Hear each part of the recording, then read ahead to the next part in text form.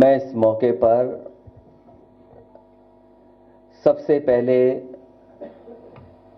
स्वामी ओम जी का मैं बहुत बहुत धन्यवाद और आभार प्रकट करना चाहता हूं कि जिन्होंने अपनी संस्था से आदरणीय उदय प्रताप सिंह जी उनको सम्मान देने का काम किया है। हम सभी समाजवादी लोग उनके बहुत बहुत आभारी हैं। एक बार फिर उनका बहुत बहुत धन्यवाद देना चाहता हूं।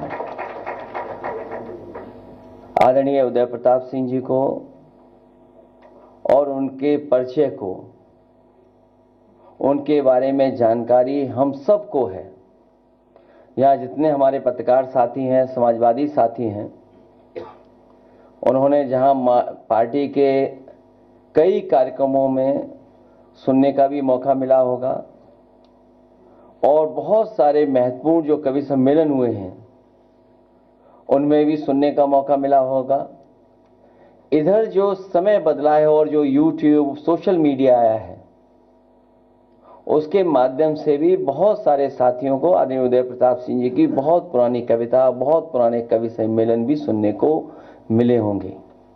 आदरणीय उदय प्रताप सिंह जी न केवल हमारे आपके बीच के हैं, बल्कि पूरे देश के, और अगर हम देखें अंतर्राष्ट्रीय स्तर पर, अगर कोई आज के समय पर सबसे बड़ा कवि दिखाई देता है तो आदरणीय उदय प्रताप सिंह जी दिखाई देते हैं। जहां आदरणीय उदय प्रताप सिंह जी नेताजी के गुरु रहे, नेताजी को सिखाया, नेताजी को आगे बढ़ाया, नेताजी के ही राजनीतिक क्षेत्र में, और जहां से नेताजी और आदरणीय उदय प्रताप सिंह जी निकले, दोनों लोग राजनीति के और समाज की ऊंचाइयों तक पहुंचे। ऐसे कम लोग होंगे जो इस तरह का संबंध, इस तरह का व्यवहार रखते रहे होंगे। सोचिए कि नेताजी जहां नेताजी के गुरु थे, वहीं नेताजी आदरणीय उदय प्रताप सिंह जी के नेता भी बने। और मुझे वो याद है, मुझे उम्मीद है उसके बाद आप वो कविता जरूर सुनाएंगे। एक कविता आपने मंच से सुनाई थी नेताजी के बारे में और अपने संबंधों को लेकर के, एक पेड़ को लेकर के। आज उसी की छाया की कुछ वो आप बाद में सुना दीजिएगा। आदरणीय उदय प्रताप सिंह जी न केवल कवि, और देखिए अभी जब हम लोग बातचीत कर ही रहे थे, उनकी प्रतिभा है कि किस चीज को कितनी खूबसूरती से कही जाए। कवि का हुनर, कवि का टैलेंट यही है, कोई साधारण बात को भी कितना एक्स्ट्रा ऑर्डिनरी बना दें और अपनी कविता से न जाने कितने लोगों को मोटिवेट करते हैं। जहां हम समाजवादी लोग समय समय पे उनकी कविता से इंस्पायर होते हैं। जो कविता उन्होंने कभी पढ़ी होगी, और उस कविता का महत्व तो आज भी है उतना ही जितना उस समय रहा होगा। और मुझे याद है एक त्योहार के समय पर जब मुझे पूरे देश के नेताओं को सम्मान देना था और उनको अपनी तरफ से शुभकामनाएं देनी थी, तो उस समय मैंने बहुत सोचा कि मैं क्या शुभकामनाएं दूं और क्या उस कार्ड में लिखूं जो देश के सभी नेताओं तक बात पहुंच जाए। आदरणीय उदय प्रताप सिंह जी को याद होगा, मैं मुख्यमंत्री था जब कार्ड में सब जगह बांट रहा था, भेज रहा था। उस समय कार्ड पे मैंने वही कविता आपकी लिखी थी कि ना तेरा है ना मेरा है, हिंदुस्तान सबका है, और ये बात न समझी गई तो नुकसान सबका है। वो कविता उस समय भेजी थी और आज भी उस कविता का महत्व बनता है। तो न जाने कितनों को इंस्पायर करते हैं आप, मोटिवेट करते हैं। और जो सच्चा कवि होता है वो पॉलिटिकल और समाज को कभी न कभी दिशा देता है। वो सरकार के रुतबे से उस पर कोई प्रभाव नहीं पड़ता, सरकार का दबाव उस पर कुछ नहीं पड़ता है। सच्चा कवि वही है, और उसमें से आदरणीय उदय प्रताप सिंह जी हैं जो सरकार हो चाहे किसी की, जो अपनी बात कहनी है इस ढंग से कहते हैं कि वो बात वहां तक पहुंच जाती है। आदरणीय उदय प्रताप जी का सम्मान आपने किया। मैं आपकी संस्था से जुड़े हुए आदरणीय ओम स्वामी जी के सभी को धन्यवाद देता हूं, जिन्होंने एक बहुत बेहतरीन डॉक्यूमेंट्री बनाई, बहुत लंबी डॉक्यूमेंट्री है। मैं अपने जो सोशल मीडिया के लोग हैं जो देखते हैं पार्टी का काम, उनसे कहेंगे कि इनकी पूरी की पूरी डॉक्यूमेंट्री हमारी पार्टी के पेज पे भी चली जाए, जिससे बहुत से लोगों को सीखने और समझने का मौका मिल जाए। हमारे समाजवादी लोग जानते होंगे जितने भी गाने बने हैं, और आज जो सबसे लोकप्रिय गाने रहे हैं, जो पॉलिटिकल मैसेज देते हैं गाने से, वो आदरणीय उदय प्रताप सिंह जी के लिखे गए हैं। जब नेताजी झंडा गीत बनाना चाहते थे तो उन्होंने सबसे पहले आदरणीय उदय प्रताप सिंह जी को याद किया। जो झंडा गीत समाजवादियों का है, वो आज भी सबसे बेहतरीन गाना है। जो हमारी आइडियोलॉजी है, जो हमारे आने वाले समय के सामने चैलेंजेस हैं, वो कम समय में बताने का काम अगर कोई करता है तो आदरणीय उदय प्रताप सिंह जी का समाजवादी झंडा सॉन्ग। न केवल झंडे के लिए गाने लिखे ने आपने, नेताजी के बारे में लिखे, समाजवाद के बारे में लिखे। और एक बार मैंने अनुरोध किया था कि जब आप इतना कुछ लिखते हैं तो हमारी साइकिल पे भी कोई गाना लिख दीजिए। तो पुराने समाजवादियों को पता होगा, जिन्होंने कभी सुना होगा, 2012 से पहले हम लोगों ने एक साइकिल पर भी गाना बनाया था। साइकिल भी है खूब सवारी, दाम दे काम दे भारी। वो गाना अगर किसी ने साइकिल पे लिखा था तो आदरणीय उदय प्रताप सिंह लिखा था। कभी कभी हम लोग भी उनसे चैलेंजिंग काम करवा लेते हैं, क्योंकि जिस समय चुनाव होने जा रहा था, देश का बड़ा चुनाव, पॉलिटिकल पार्टीज अपना कोई ना कोई गाना बनाते हैं। उस समय कांग्रेस पार्टी ने एक बहुत AR रहमान का कोई कॉपीराइट लेकर के गाना बनाया था। तो हम लोगों ने भी सोचा कोई गाना बनाया जाए। तो उस समय मैंने एक गाना चूज किया था, ग्रैमी अवार्ड विनर गाना था वो, we didn't start the fire. और उस गाने के कॉपीराइट लेकर के उस टेढ़े मेढ़े गाने को अगर धुन और समाजवादी सिद्धांत, समाजवादी कार्यक्रम से किसी ने अगर जोड़ा था तो आदरणीय उदय प्रताप सिंह जी ने वो मन से मुलायम वाला गाना आपने ही लिखा था, जो हम लोगों ने we didn't start the fire का कॉपीराइट लेकर के विजुअल का गाना लिखा था।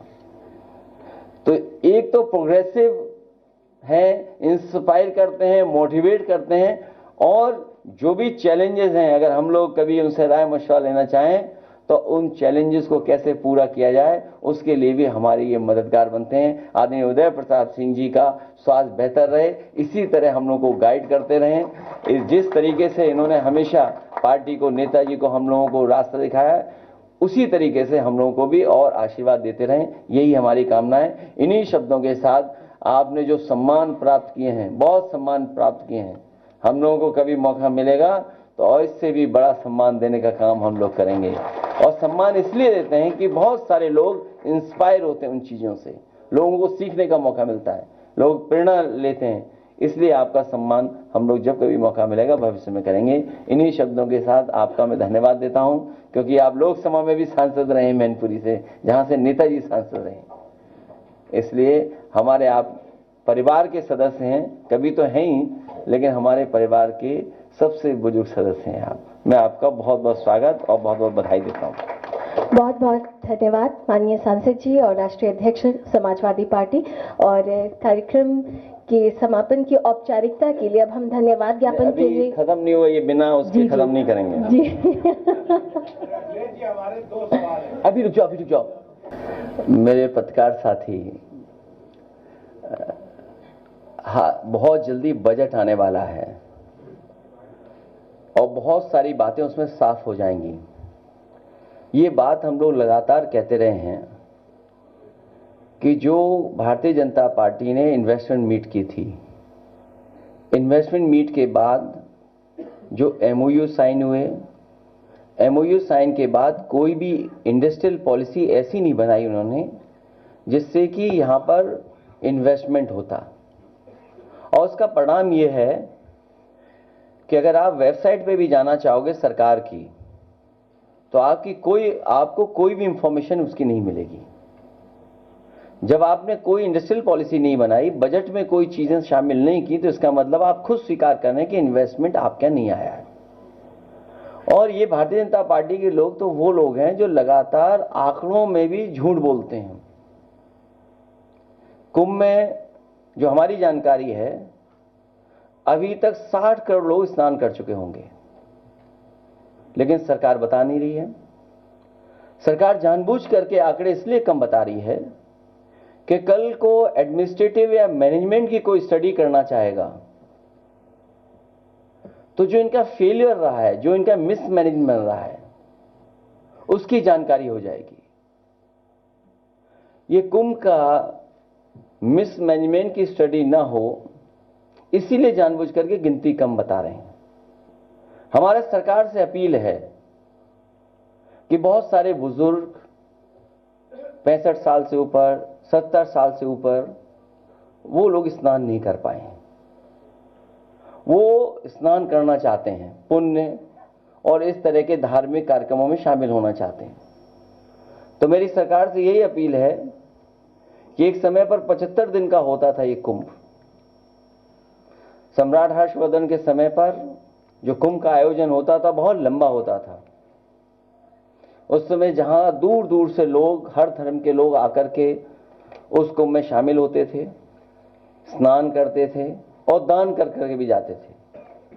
तो सरकार से हमारी ये मांग है कि इस कुंभ के आयोजन को, क्योंकि बहुत सारे बुजुर्ग लोग अभी स्नान नहीं कर पाए हैं, जब उन्होंने तस्वीरें देखी हैं सड़कों पे जाम की, जो भूखे प्यासे लोग नहीं पहुंच पाए, घंटों गाड़ियां चला करके भी नहीं पहुंच पाए, भगदड़ भी हुई, जाने भी गईं, लोग आते समय में भी एक्सीडेंट हुआ, जाने चली गई, जाते समय भी बड़े पैमाने पे लोगों की जान गई है, जिसका आंकड़ा सरकार अभी तक नहीं दे पा रही है। सरकार ने पहले ही कहा था कि हमने ड्रोन लगा करके और ड्रोन से बहुत से कार्यक्रम भी किए थे, लेकिन ड्रोन का जहां इस्तेमाल होना चाहिए था, ड्रोन का इस्तेमाल नहीं किया। डिजिटल कुंभ की बात कही, लेकिन डिजिट अभी तक सरकार नहीं बता पा रही है। तो हमारी मांग है कि प्रयागराज के लोग, जो वहां के निवासी लोग हैं, निवासी हैं जो वहां के लोग, रहने वाले लोग, वो भी अभी स्नान नहीं कर पाए हैं, बड़े पैमाने पे वो लोग भी नहीं पहुंच पाए। इसलिए इस कुंभ आयोजन को और लंबा कर दिया जाए और बढ़ा दिया जाए। एक सवाल, देखिए जो अभी हमारा कार्यक्रम हुआ है, इसका बहुत ही अच्छा प्रोग्राम है साहित्य के प्रमोशन के लिए, लेकिन जो उसने मिर्जा गालिब पर शेर लिखा है, दूसरे नहीं है तो वो भूला था सिलेक्शन में कभी। अब इसमें क्योंकि हम लोग बहुत ज्यादा गालिब को नहीं पढ़ते हैं, गालिब को पढ़ने लगे तो किसी और रास्ते पे चले जाएंगे।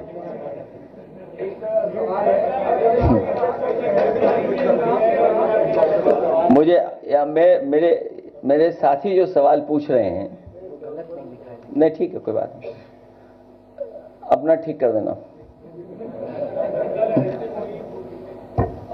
देखिए, कल रात से ही मुझे जानकारी मिली कि आपके सोशल मीडिया जो नहीं चला रहा है आजकल, उससे काम छीन लिया था उसी समय जब मैं खुद गया था। उसके बाद उसे नई जिम्मेदारी दी गई थी। नई जिम्मेदारी ये दी गई कि वो राष्ट्रीय अध्यक्ष बनाए गए व्यापार सभा के, मनीष जग्र अग्रवाल, और पार्टी की तरफ से जो नाकामी है सरकार की और जो व्यापारियों के सामने संकट और परेशानी है, उसको उजागर करें। तो अगर उनका पेज आप देखोगे तो वो व्यापारियों को लेकर के ही अपनी बात रख रहे हैं कि कहां व्यापारियों के साथ ये सरकार भेदभाव कर रही है, कहां व्यापारियों को ये बुला रहे हैं इन्वेस्टमेंट के लिए और उनका कोई सम्मान नहीं हो रहा है। जीएसटी को लेकर के व्यापारी चिंतित है।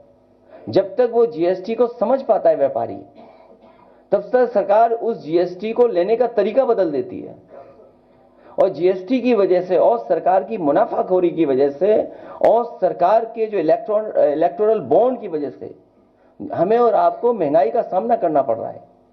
अगर आप तीनों चीजों का हिसाब किताब लगाएंगे, जीएसटी जिस तरीके से लागू हो रही है, दूसरा जो उनकी मुनाफाखोरी पॉलिसी है, तीसरा इलेक्टोरल बॉन्ड, इन तीनों चीजों का अगर आप हिसाब किताब लगाओगे तो आप पाएंगे इसी की वजह से महंगाई बढ़ रही है।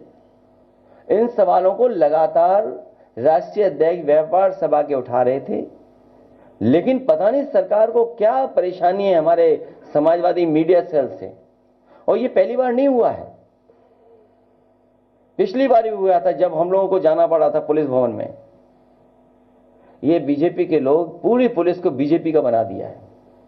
मैं तो पुलिस से कहूंगा कि तुम वर्दी छोड़ो, वर्दी छोड़ो। समाजवादियों की जो कभी कभी टोपी के बारे में बुला भरा कहते थे, बीजेपी के लोग भी टोपी पहनने लगे हैं। तो वो टोपी लगा करके आप थाने में बैठिए। आप कमिश्नर वाली प्रणाली का सबसे बड़ा फेलियर आपने अगर कहीं देखा है तो प्रयागराज में देखा है। क्या ये देश और दुनिया में जो बदनामी हुई उत्तर प्रदेश की, क्या भूल सकता है कोई? दुनिया का रिकॉर्ड बनाया है 300 किलोमीटर का जाम। उत्तर प्रदेश और मध्य प्रदेश के मुख्यमंत्री लगे थे जाम खुलवाने के लिए। लोग दर्शन करने गए, श्रद्धालु जो पहुंचे मंदिरों में, जान चली गई, धक्का मुक्की, कितनी परेशानी हुई है महिलाओं को, बच्चों को जो गए साथ। कहीं वॉशरूम नहीं थे, कहीं पीने की जगह नहीं थी, कहीं खाने पीने का इंतजाम नहीं था। ये वो लोग हैं जो कह रहे हैं कि हम विकसित भारत का सपना देख रहे हैं। इस आयोजन ने इनके विकसित भारत की और जो इंफ्रास्ट्रक्चर तैयार कर रहे थे उसकी पोल खोल दी है। और जो पोल खोलने से डर रहे हैं वही मीडिया सेल पे अटैक कर रहे हैं। और जिस समय पुलिस भवन में हम लोग गए थे, एक बहुत सीनियर वरिष्ठ अधिकारी से, क्योंकि वरिष्ठ अधिकारी लगातार सरकार से संपर्क में था, समझौता यह किया था कि भारतीय जनता पार्टी के लोग, भारतीय जनता पार्टी की troll team, Bharatiya Janata party के जो मीडिया सेल देखते हैं, जो फाइनेंशियली उनको सपोर्ट पहुंचाते हैं, लाखों रुपया उनको मिलता है प्रति महीना, वो गलत भाषा या किसी की छवि नहीं बिगाड़ेंगे। वो अपने में सुधार लाएंगे तो समाजवादी पार्टी के लोग भी अपने अंदर सुधार लाएंगे। बीजेपी के लोग अगर गलत शब्द इस्तेमाल करेंगे तो समाजवादी पार्टी के लोग भी उसी तरह का जवाब उनको देंगे। और समझौता यह हुआ था कि बीजेपी का एक भी आदमी सोशल मीडिया पर व्यवहार खराब नहीं करेगा, और अगर हम सूचना देंगे तो उस पर एफआईआर दर्ज होगी। हम लोगों ने जितनी भी एफआईआर लिखाई हैं, एक पर भी इस सरकार ने कोई कार्रवाई नहीं की है। मैं फिर दोहराता हूं कि समाजवादी पार्टी ने जो जो शिकायतें की हैं, एक पे भी कार्रवाई भारतीय जनता पार्टी ने नहीं की है। और भारतीय जनता पार्टी के पेड लोग लगातार समाजवादी पार्टी के लोग नेताओं के बारे में व्यवहार खराब करते हैं, भाषा का गलत इस्तेमाल करते हैं। ये सरकार आवाज दबाना चाहती है। हमारे पत्रकार साथी भी जानते होंगे कि उनको कितनी डांट पड़ती है।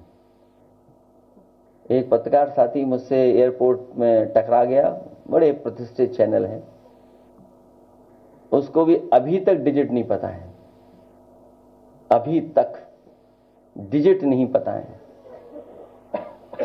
मैंने कह दिया कि सरकार खुद ही डॉक्टर बन जाती है, खुद ही ट्रैफिक के वो बन जाते हैं, सरकार खुद ही जिम्मेदारी ले लेती सब बातों की।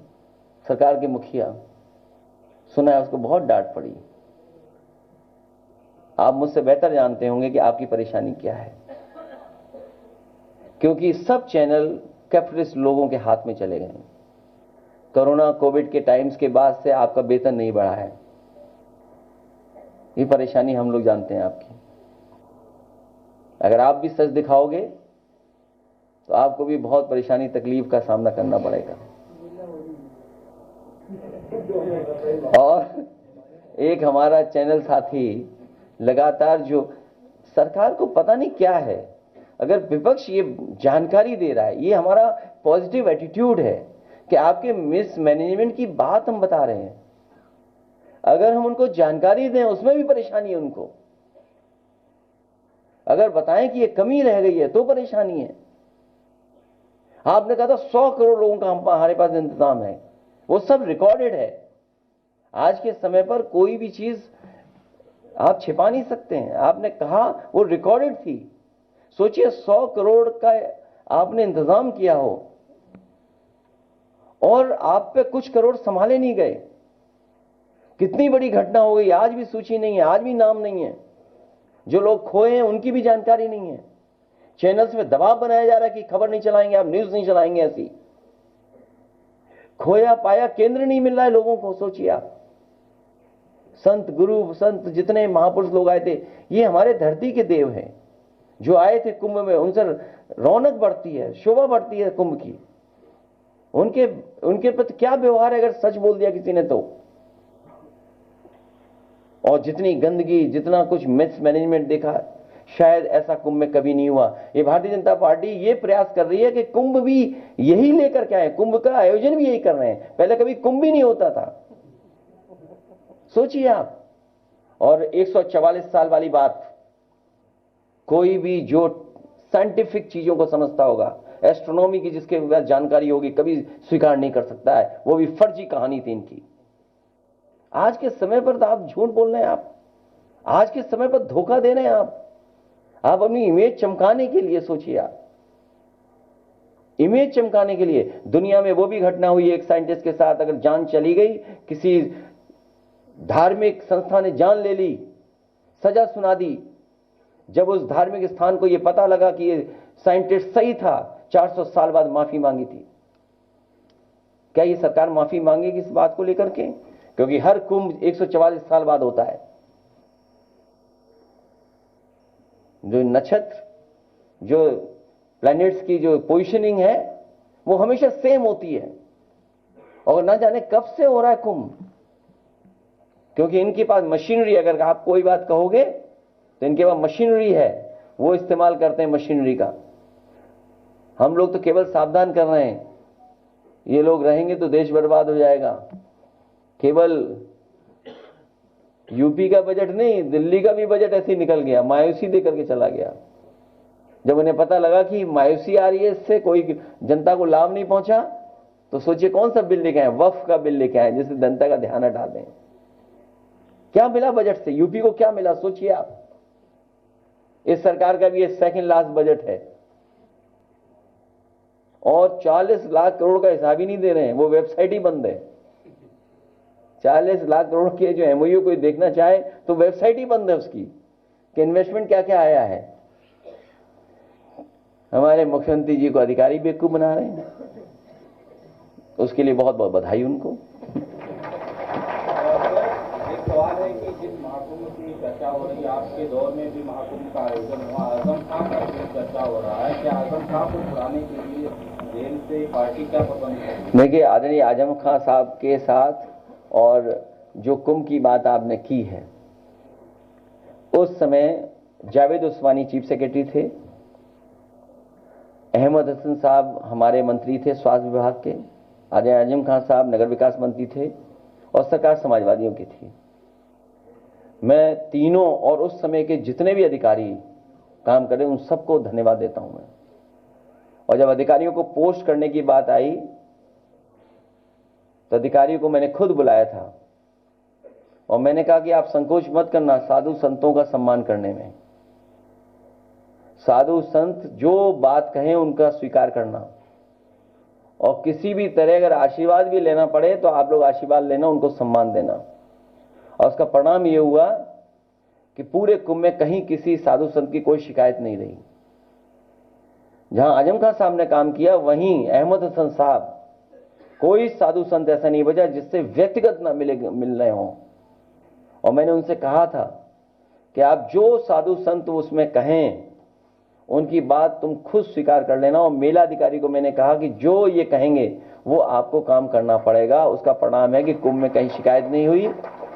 और जावेद उस्मानी का जो एक्सपीरियंस था मैनेजमेंट का, जो टाइम लाइन और टाइम उन्होंने बाउंड की चीजों को, उसका परिणाम हुआ कि सब चीजें समय से हो गई। इनके तो पुल नहीं बने समय से, कभी पुल ये बंद, कभी पुल वो बंद, कभी सब पुल बंद। ये तो मैनेजमेंट था इनका।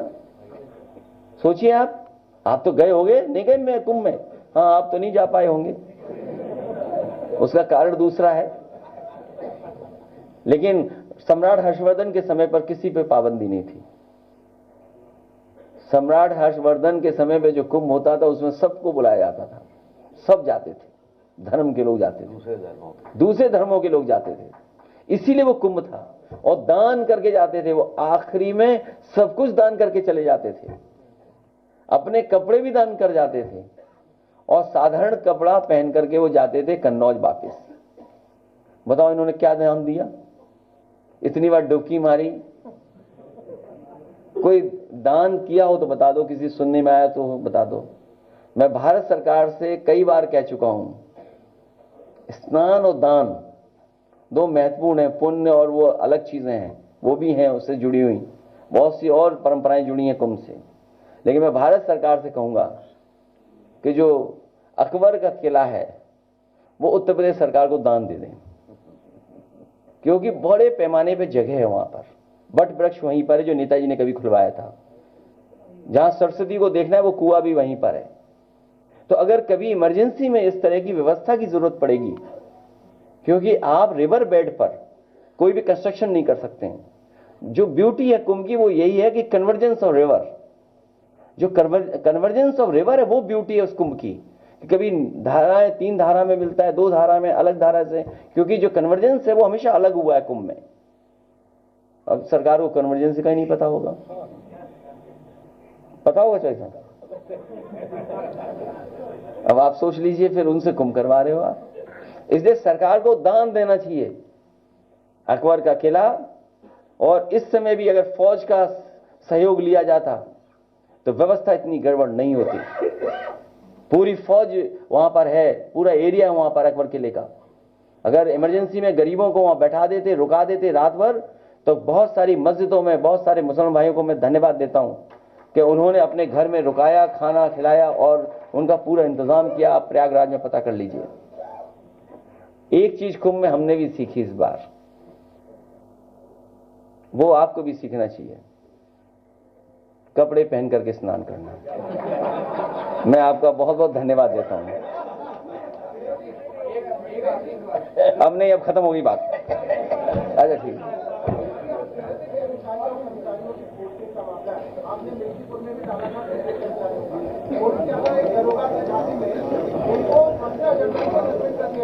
देखिए, ये सरकार अन्याय कर रही है। ये सरकार को मैं कहना चाहता हूं, मिल्कीपुर में एक विधानसभा में तो आप बेईमानी कर सकते हो, लेकिन 403 में 420 की नहीं चलने वाली है। 403 विधानसभाओं में इनकी 420 नहीं चलेगी। ये जनता उत्तर प्रदेश की देख रही है। मैं आप सबका धन्यवाद देना चाहता हूं, बहुत बधाई आप सब लोगों को। अरे व्यवस्था खराब मत करिए, पत्रकार साथियों को जाने दो, आप लोग यहीं बैठिए। और हमारे साथी का जन्मदिन है, बहुत बहुत बधाई। 100 रुपए हम देते हैं जन्मदिन के, लाइए।